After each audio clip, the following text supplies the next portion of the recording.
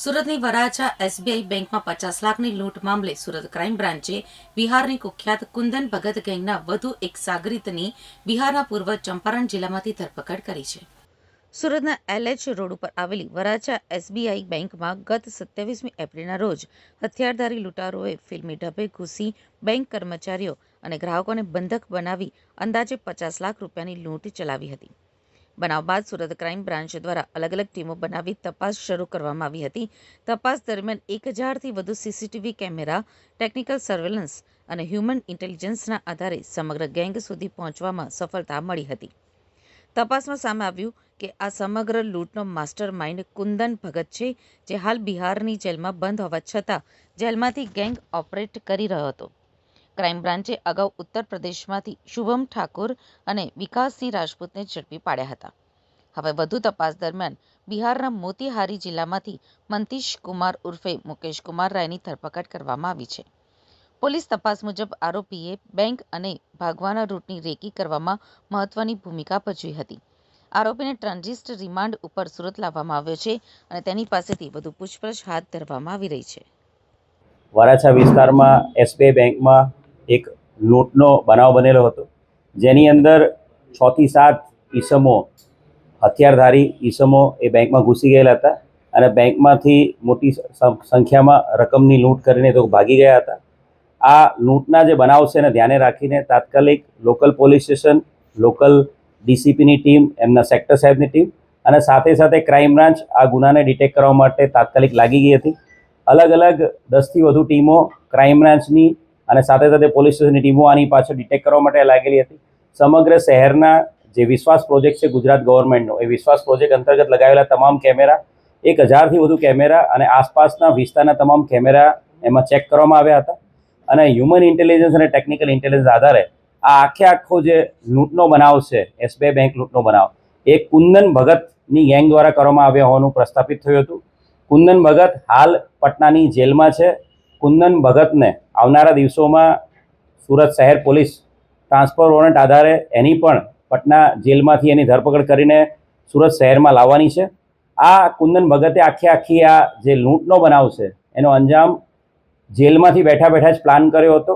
જેલમાં બેઠા બેઠા અલગ અલગ બિહાર, યુપી, અલગ અલગ રાજ્યોના આરોપીઓ જે પહેલાં લૂંટ, આર્મ્સ એક્ટના ગુનાઓ પકડાયેલા એનો સંપર્ક કર્યો હતો, એ તમામને કોડવર્ડ આપવામાં આવ્યા હતા, કોડ નેમ આપવામાં આવ્યા હતા. એમની માટે અલગ અલગ સિમ કાર્ડની વ્યવસ્થા સુરત શહેરમાં એડવાન્સમાં એક માણસ મોકલીને તમામ તૈયારીઓ કરવામાં આવી હતી. 2 મહિના સુધી આ તમામ માણસો વારાફરતી અહીંયા આવતા ગયા અને 2 મહિના સુધી સમગ્ર સુરત શહેરમાં અલગ અલગ પ્લેસ પર રેકી કરવામાં આવી હતી.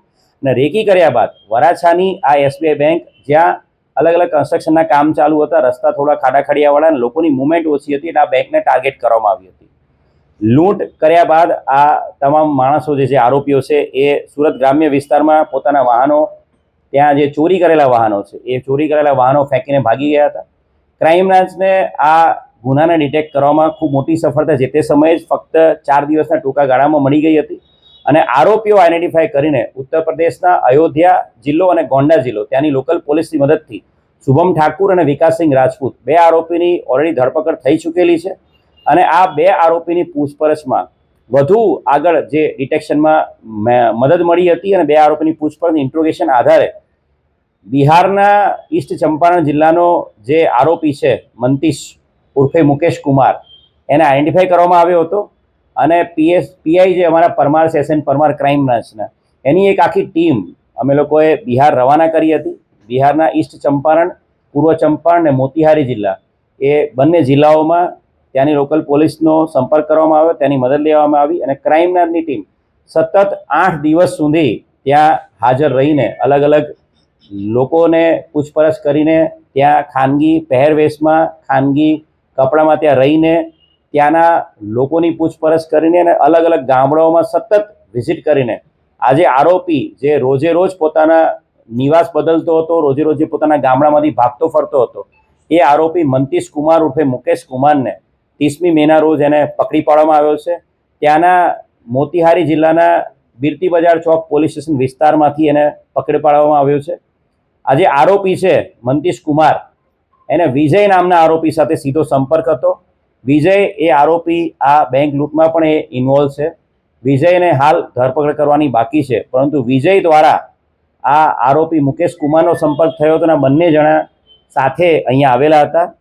વિજયે આ આરોપીની પૂછપરછમાં એ પણ ખબર પડી છે કે આ લૂંટના અલગ અલગ ગુનાઓને અંજામ આપવા માટે આ વિજયનો નાનપણથી મિત્ર છે મુકેશનો, અને વિજય આરોપીને ત્યાં બિહારમાં એને ફાયરિંગની પ્રેક્ટિસ પણ કરાવેલી છે અને ફાયરિંગ પણ ત્યાં એને શીખવાડેલું છે, જેથી કરીને કોઈ પણ ક્રાઇમને અંજામ આપવા માટે એ લોકો જાય તો ક્યાંક કોઈ એવો બનાવ બને, ફાયરિંગ કરવાની ઉપસ્થિત થાય તો એ લોકો ફાયરિંગ પણ કરી શકે.